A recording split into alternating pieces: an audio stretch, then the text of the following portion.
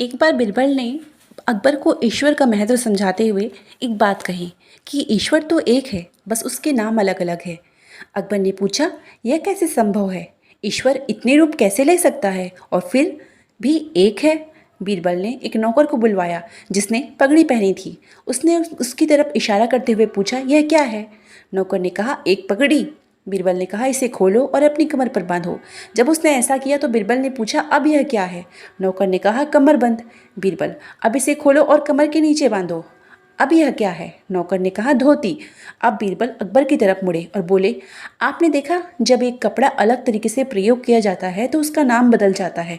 इसी तरह पानी जब आकाश में होता है तो बादल कहलाता है, जब धरती पर गिरता है तो बारिश, और जब वो बहता है तब वो नदी कहलाता है, जब जम जाता है तो वो बर्फ़ कहलाता है। इसी तरह ईश्वर एक है जिसे अनेक व्यक्तियों द्वारा अलग अलग नामों से बुलाया जाता है। शिक्षा, इस कहानी से हमें यह शिक्षा मिलती है, हम वस्तुओं को अपनी समझ के अनुसार नाम देते हैं। हमें इस बात का ध्यान रखना है कि हमने वस्तु को जो नाम दिया है वह ज़रूरी नहीं है कि वस्तु वही हो। कई बार वस्तु के नए उपयोग ढूंढने के लिए हमें उसके नाम से अलग हटकर सोचना पड़ता है। इसी तरह ईश्वर, हम उसे जो भी बुलाएं, उसे हम पहचान पाए या नहीं, इससे ईश्वर की प्रकृति और पहचान पर कोई असर नहीं पड़ता। मनुष्य ने ही उसे विभिन्न रूप और विभिन्न नाम दिए हैं। जब इस बात को स्वीकार कर लेंगे तब हम उसे पूरी श्रद्धा के साथ पूजेंगे।